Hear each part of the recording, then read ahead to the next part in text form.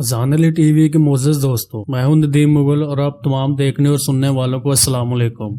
दोस्तों, कबीला मखज़ूम के मगरूर और सरकश सरदार उमर बिन हिशाम के पास और पैसे की बहुतात थी। इसकी शान शौकत के हामिल महल में गुलामों और कनीज़ों की भरमार थी, लेकिन फिर भी इसकी नज़र एक रूमी कनीज़ पर पड़ी तो इसने इसे मुंह मांगे दामों खरीद लिया। इसलिए नहीं कि इसे मुलाजमा की ज़रूरत थी, बल्कि इसलिए कि यह सुर्खो सफ़ेद खूबसूरत कनीज़ इसके दिल को भा गई थी। मक्का में रूमी गुलाम और कनीज़ें अपने खिलते हुए रंगो रूप की वजह से महंगे दामों फरोख्त होते थे। रुपए पैसे की इसके पास कमी नहीं थी, इसलिए उमर बिन हिशाम ने इस रूमी कनीज़ को खरीद लिया, जिसका नाम जुनैरा था। जुनैरा कौन थी? इसका ख़ानदान क्या था? वो क्या हालात हुए कि दुनिया की सुपर पावर सल्तनत रोम से जुनैरा मक्का के बाज़ार गुलामा में न कदरे जिन्स की तरह फरोख्त हो गई। इन बातों से उमर बिन हिशाम को कोई दिलचस्पी न थी, ना जानने का कोई शौक था। जुनैरा के जहन में भी अपनी जाए पैदाइश, अपनी जन्म भूमि का तस्वर महज एक भूले बिसरे ख्वाब का रह गया था। मैं कौन हूँ? क्या मैं गुलामी के लिए पैदा हुई हूँ? क्या कभी कोई फैसला अपनी मर्जी से भी कर सकती हूँ? मेरी पैदाइश का मकसद क्या है?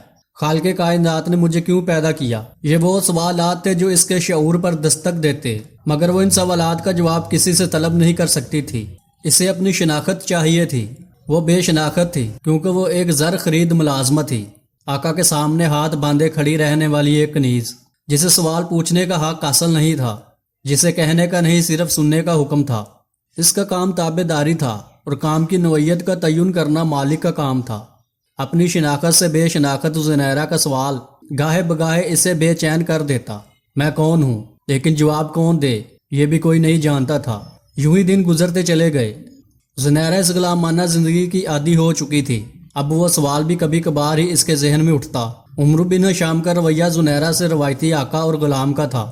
ऊँटों का गोबर उठाना, इनको चारा डालना, घर को साफ रखना, उमरों की चीज़ों की हिफाजत, फिर साथ ही साथ उमरों की बीवी की नागवार गालियाँ और मार पीट भी इसकी ज़िंदगी का हिस्सा थी। खौफ, डर, वसवसे और अंदेशे, इसकी ज़िंदगी इस सचोपंज में गुजर रही थी। इसकी ज़िंदगी की सबसे अहम खुशी का मौका शायद इसकी नींद थी, मगर अब इसे ख्वाबों में भी खौफ और डर महसूस होता था। दोस्तों, एक रोज़ बहुत ही अजीब बात हुई। चुप चुप और खामोश तबीयत जुनैरा ऊँटों को चारा डालकर पलट रही थी कि इसे अपने आका की आवाज़ आई, जो मालकिन से बात कर रहा था। मोहम्मद सल्लल्लाहु अलैहि वसल्लम, जो मेरे सामने पले बढ़े, हमारी ही तरह ज़िंदगी गुजारते हैं। अब वो कहते हैं कि अल्लाह इससे कलाम करता है, इन पर वही नाजिल होती है, इनके पास जबरील अलैहिस्सलाम फरिश्ता आता है। आका की आवाज़ के साथ ही कहका बुलंद हुआ। जुनैरा को देखते ही मालकिन ने रोबदार आवाज़ से इसे बुलाया, इधर आओ, मेरे पाँव दबाओ। जुनैरा सादतमंदी से मालकिन के पाँव दबा रही थी। कुछ देर बाद मालकिन की समातों में सुराग करती तेज आवाज़ बुलंद हुई, ये क्या बात कर रहे हो? मोहम्मद सल्लल्लाहु अलैहि वसल्लम ने ऐसा कब कहा? उमरों ने नीम असरात की हालत में कहा, आज ही और अभी। मोहम्मद सल्लल्लाहु अलैहि वसल्लम ने मक्का के सारे अकबारीन को बुलवाया था। पहाड़ के करीब इसने पूछा कि अगर मैं कहूँ कि इस पहाड़ के पीछे से दुश्मन की फौज आ रही है, तो क्या तुम यकीन कर लोगे? साहब मोहम्मद सल्लल्लाहु अलैहि वसल्लम के गुज़िश्ता किरदार को देखते हुए कहा, हाँ, हम यकीन कर लेंगे, क्योंकि हमने हमेशा आपको सच्चा और अमानतदार पाया है। फिर आप सल्लल्लाहु अलैहि वसल्लम ने कहा कि सुनो, मुझे अल्लाह ने पैगंबर बनाकर भेजा है। अल्लाह ने मुझे तुम्हें ये बताने के लिए मबूस किया है कि अल्लाह एक है, एक अल्लाह के सिवा किसी की इबादत ना करो। तुम्हारी तमाम हाजतें वही अल्लाह पूरी करता है। उमरू चंद लम्हे खामोश होकर बोला, हैरत तो ये है कि वो कहते हैं कि सब इंसान बराबर हैं। इसने एक बार फिर कहका लगाया, आका गुलाम की तमीज़ कभी मिट सकती है कि आला और जलील कबीले बराबर हो सकते हैं? मालूम नहीं मोहम्मद सल्लल्लाहु अलैहि वसल्लम ये कौन सी बातें कर रहे हैं जो ना कभी सुनी थी ना देखी। दोस्तों, बात आई गई हो गई, लेकिन ये बातें जुनैरा की याददाश्त में रह गई। ख़ानदान कुरैश से तल्लुक़ रखने की वजह से हज़रत मोहम्मद सल्लल्लाहु अलैहि वसल्लम के तल्लुकात बनु मखज़ूम से भी थे, और दूसरे बहुत से लोगों की तरह जुनैरा भी हज़रत मोहम्मद सल्लल्लाहु अलैहि वसल्लम के दिल में एहतराम के जज्बात पाती थी। फिर ये उमर बिन हिशाम का मामूल बन गया कि अक्सर घर में उमर इर्स की बीवी हज़रत मोहम्मद सल्लल्लाहु अलैहि वसल्लम के बारे में जहर से बुझी गुफ्तगू किया करते। न जाने क्या बात थी कि उमर बिन हिशाम जितना हज़रत मोहम्मद सल्लल्लाहु अलैहि वसल्लम के खिलाफ जहर उगलता, इतना ही जुनैरा के दिल में हज़रत मोहम्मद सल्लल्लाहु अलैहि वसल्लम का एहतराम बढ़ता चला जाता। फिर एक अजीब वाक़या हुआ। अबू जहल की समिया नामी बूढ़ी कनीज़ ने जुनैरा से हज़रत मोहम्मद सल्लल्लाहु अलैहि वसल्लम के मुतल्लक बातें करना शुरू कर दी।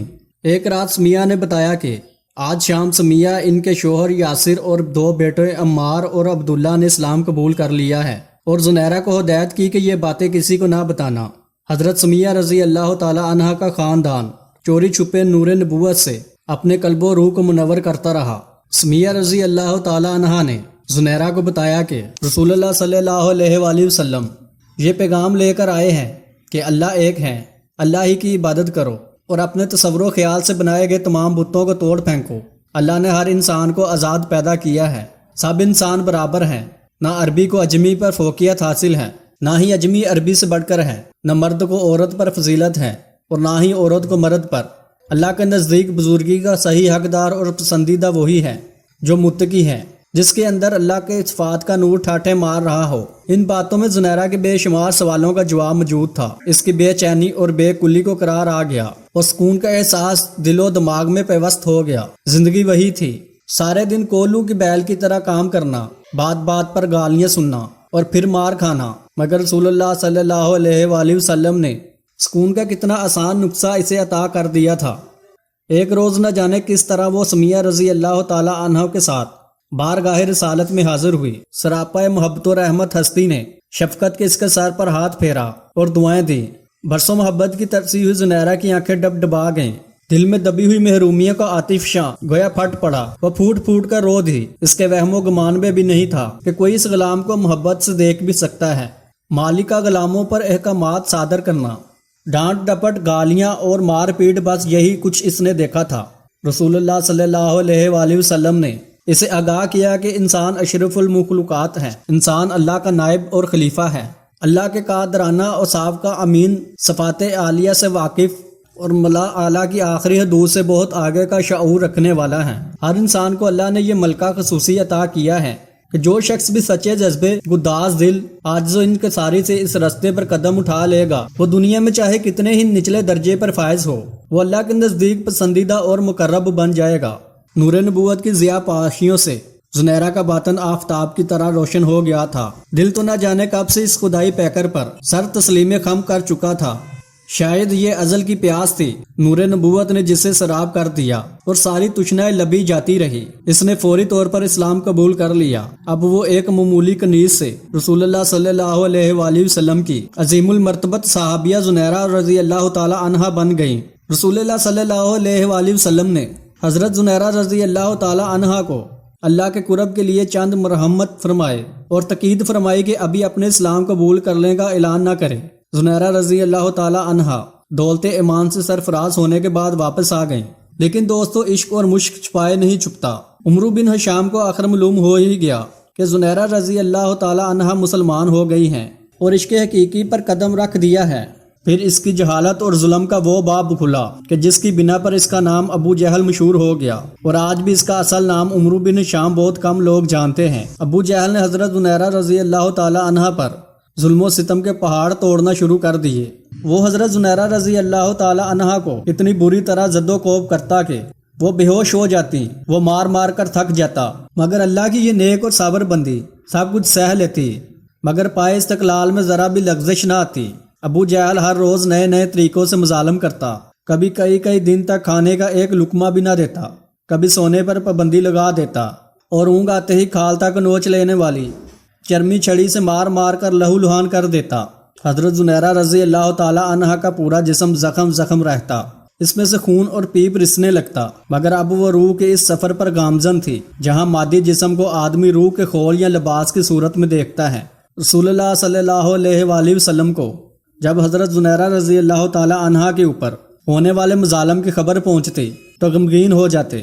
ایک مرتبہ آپ صلی اللہ علیہ وآلہ وسلم کے حکم پر حضرت ابو بکر صدیق رضی اللہ تعالیٰ عنہ ابو جہل کے پاس گئے تاکہ انہیں خرید کر آزاد کر دیں، اس سے کہیں کہ زنیرہ کو فروخت کر دو، مگر وہ ایک کینہ پرور شخص تھا، لہٰذا اس نے حقارت سے انکار کر دیا۔ اس کا ظلم و جبر اس حد تک بڑھ گیا کہ حضرت زنیرہ رضی اللہ تعالیٰ عنہا کی بینائی جاتی رہی۔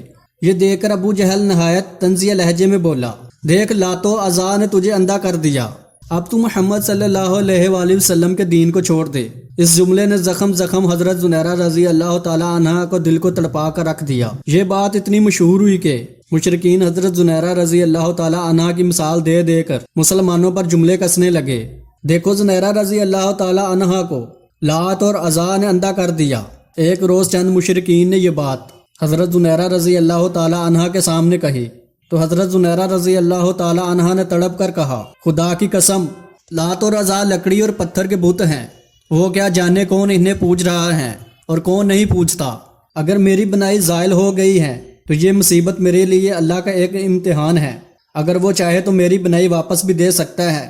حضرت زنیرہ رضی اللہ تعالی عنہا کی بات سن کر سارے مشرکین نے طنزیہ کہکا لگایا اور زیادہ مضحکہ خیز انداز میں حضرت زنیرہ رضی اللہ تعالی عنہا کی یہ بات سب کو ہنس ہنس کر بتانے لگے۔ پورے دن حضرت زنیرہ رضی اللہ تعالی عنہا کی اس بات کا تذکرہ کر کے شرک کے پیروکار کہکے لگاتے رہے، مذاق اڑاتے اور مسلمانوں کے جذبات مجروح کرتے رہے۔ اگلے روز حضرت زنیرہ رضی اللہ تعالی عنہا سو کر بیدار ہوئی تو ان بے نور آنکھوں میں روشنی آ چکی تھی۔ اب ان کی بینائی پہلے سے بھی کہیں زیادہ تیز تھی۔ حضرت زنیرہ رضی اللہ تعالی عنہا کی بینائی واپس لوٹنے کی خبر بھی مکے میں جنگل کی آگ کی طرح پھیل گئی۔ کل تک جو لوگ حضرت زنیرہ رضی اللہ تعالی عنہا کی بات کا مزہ لے لے کر مضحکہ اور تمسخر اڑا رہے تھے، انہیں سانپ سونگھ گیا تھا۔ خصوصاً ابو جہل تو شرم کے مارے گھر ہی سے نہ نکلا۔ اسی روز حضرت ابو بکر صدیق رضی اللہ تعالی عنہ ابو جہل کے پاس دوبارہ آئے اور کہا، اگر تم زنیرہ رضی اللہ تعالی عنہا کو فروخت کر دو تو میں اس کے دگنے دام دوں گا اور تم اس سے زیادہ طاقتور اور محنتی کنیز خرید سکو گے۔ ابو جہل زنیرہ رضی اللہ تعالی عنہا کو مزید اپنے پاس نہیں رکھنا چاہتا تھا، ویسے بھی اپنی ہی بات کی وجہ سے اسے سب کی اٹھانی پڑی تھی، اس لیے اس نے کئی گنا زیادہ دام پر حضرت زنیرہ رضی اللہ تعالی عنہا کو فروخت کر دیا اور حضرت ابو بکر صدیق رضی اللہ تعالی عنہ نے ان کو آزاد کروا دیا۔ دوستو آج کی ویڈیو میں بس اتنا ہی، اجازت دیجیے، اللہ نگہبان۔